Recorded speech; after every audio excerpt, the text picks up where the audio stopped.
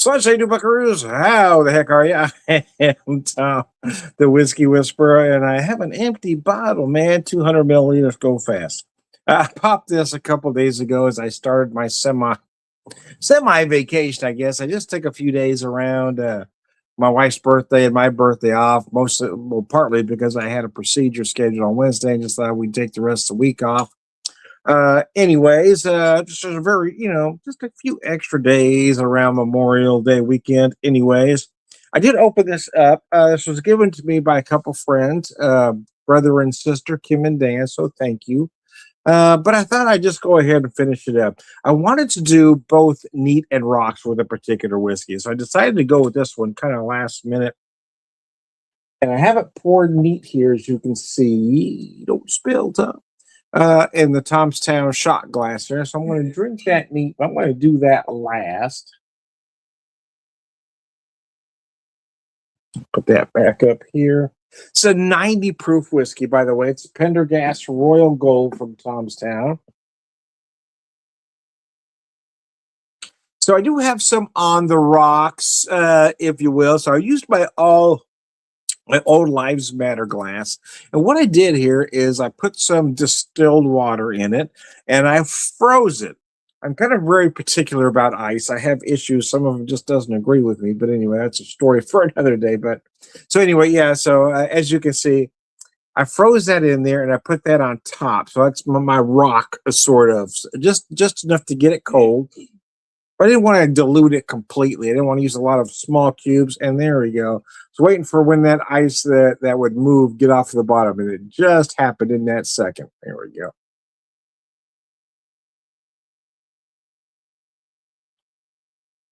Oh, yeah, I'm just about there. I got that big ice disc floating in there now. And I'm right about where what I like to call the sweet spot, right? You got that right amount of cold, just that right amount of water. And it brings all of those sugars right to the surface. Now, here's the danger, though. That sweet spot doesn't last long.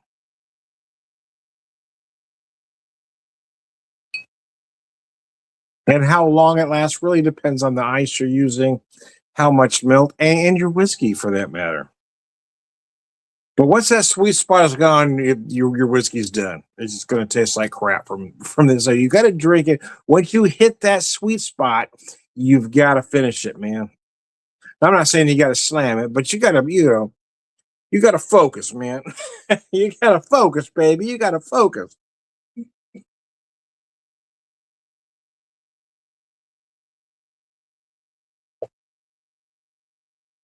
And I'm just about on it. Not quite, but I'm right there.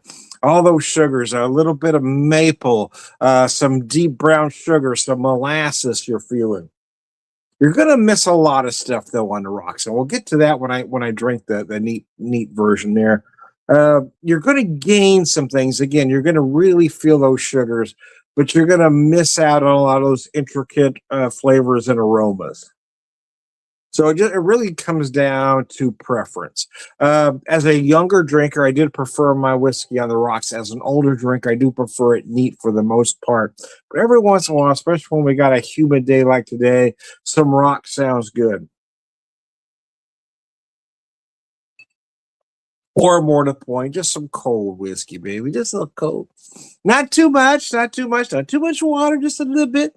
But here's the thing, I would never do this with anything less than a 90 proof whiskey. And I typically use a higher proof than that. Typically, you use about 100 or even higher. But really wanted to drink this Pendergast Royal Gold from Tomstown, a great distillery out of Kansas City, Missouri.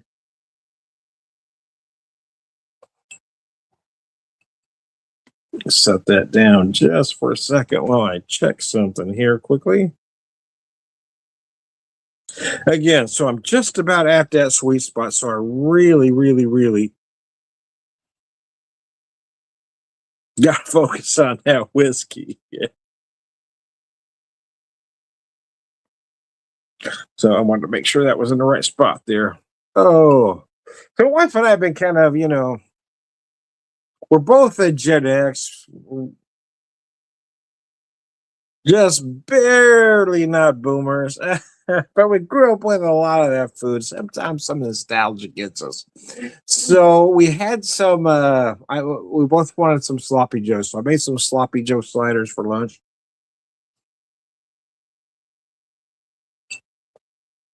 But using stuff up, yeah. Well, I've got some ground beef I need to use, and I made some. Was originally going to be some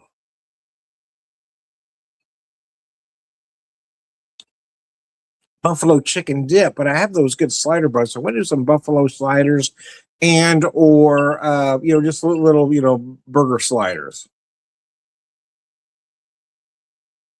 We're kind of doing casual dining restaurant appetizers, if you will. It wasn't planned, but it's really it just came that way in my head just now. It's kind of what it is. We got casual dining appetizers, but anyway, I digress.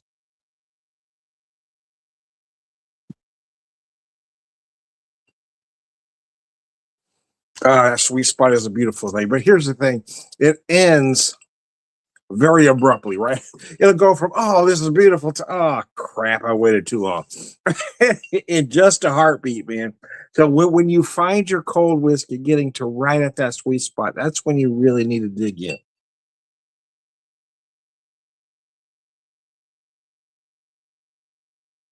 That's why I don't like to use small cubes. A big square is great. Sometimes I like to do this. You could argue that I've got a lot of surface melting fast, and you wouldn't necessarily be wrong. But I've got a, I mean, again, it's a thick disc, if you will, and I'm using distilled water, so I'm not all that concerned.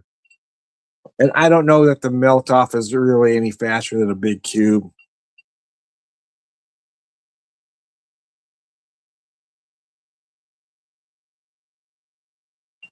But I am really particular about the water I put on my whiskey. In this case, I'm using distilled water. Oh, and we're almost there. I am at that perfect point, though, right? Those beautiful sugars are right at the surface. Again, I'm feeling some of that maple, brown sugar, molasses, but I am missing a lot of that other stuff, right? Any fruit notes have been completely drowned out.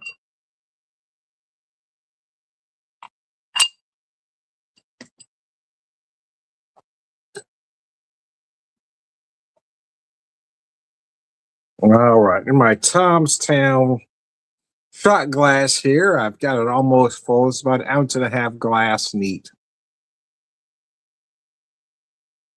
Oh yeah, so here I get all those beautiful aromatics, right? Everything I was missing, everything I was missing with that big ice cube. Yeah.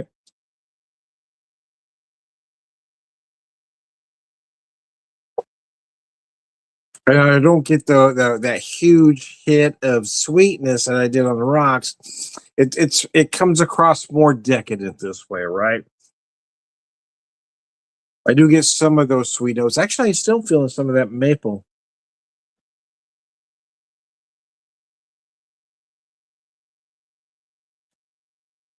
But now I'm not losing those other notes. I'm not losing those big oak notes, those subtle fruit notes that are in there, the dark fruit, the stone fruit. I'm not losing those now. So it's really again, it's about preference, and sometimes it's just about that moment in time, right?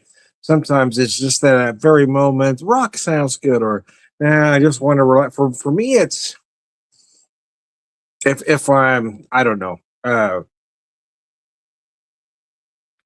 To me, neat is more comforting. Let me say it that way. It's like a glass or a cup of hot chocolate, right? It's just comforting to sit there and sip that little bit of neat whiskey. Oh, that's good.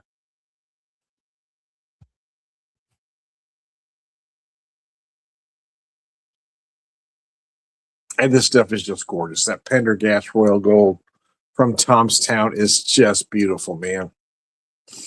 Oh,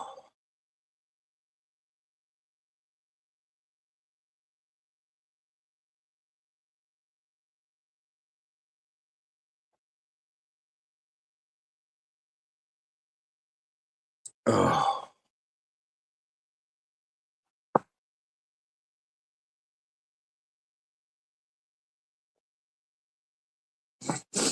oh.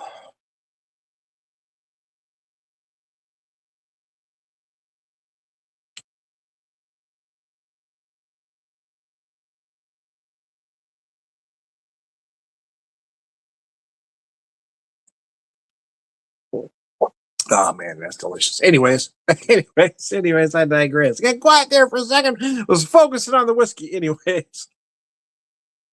Oh, mercy.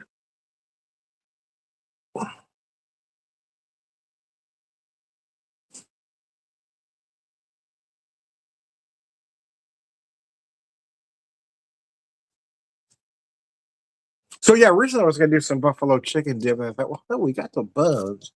Well, let's do some buffalo chicken sliders. My wife's not really a big fan of buffalo, but I still have those. I still have some ground beef I need to use. So I'm gonna, for me anyway. She might probably just have one or the other, but yeah, I'm gonna do. We'll do burger slider and the buffalo chicken slider. So casual dining appetizer night at home. The stuff they're going to charge you $15.99 for three, four. I got to come up with a third one because they're usually in threes, aren't they? I have to go to those casual dining restaurants. They got three appetizers for $15.99. I need to come up with a third one in there. It's a lot cheaper than that and a whole lot better. So I know I'm using better ingredients and I know I'm a better cook. You're a little cocky, aren't you, Tom? Well, I've been around a while. I've been frying burgers since the age of 8. I was cooking on a flat top at 8 years old, damn it. I know what I'm doing. Cooking on that flat top, baby. I love when folks start bragging about their Blackstone like it's a brand new thing, right? Yeah, okay. Had that flat top in the back of that hot truck. 8 years old, I'm flipping burgers. Yeah, no. You're not impressing me with your Blackstone. And there's nothing you can say that's going to convince me that the food's any better.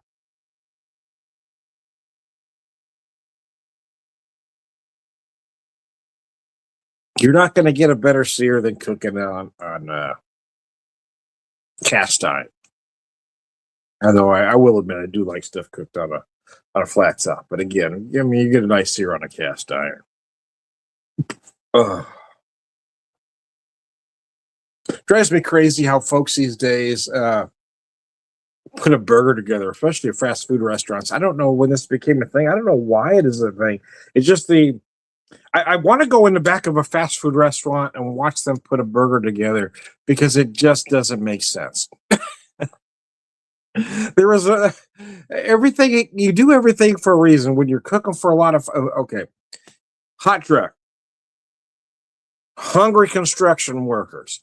You got to get a lot done quickly. So you take those buns and you grill them fast. They're ready. So then you take that bottom bun, you dress it so that's out of the way and that's done. While your burger is cooking, your bottom bun is dressed. If they've got cheese, you put the cheese on, then you put the top bun on that cheese on that burger to melt that cheese. So that's why I can't figure out why they're all dressing the top buns. I can't make that make sense from an assembly line point of view. Again, trying to get stuff out quickly, dressing that top bun doesn't make sense. If you again, bottom bun's done, it's grilled. You got it off the side. It's dressed. Now you're just waiting on that burger to finish up. That's why. Why are we dressing the top bun? I can't figure that because you put the cheese on the burger, top bun goes on that cheese. I just can't make it make sense. There should be no condiments. Nothing goes on that. The top bun should be grilled, a little butter, whatever you're using. It goes on there. It's just grilled. There's no condiments. There's no nothing. It just goes on the top of the burger. Why is this so hard? I can't make it from a production point of view. I can't make it make sense of why we're dressing the top bun these days. I want to go back there and watch what they're doing and why they're doing it because I can't make it make sense from my upbringing trying to do a whole lot of burgers real fast in a short period of time. I just can't make it make sense. But anyway, so I don't care.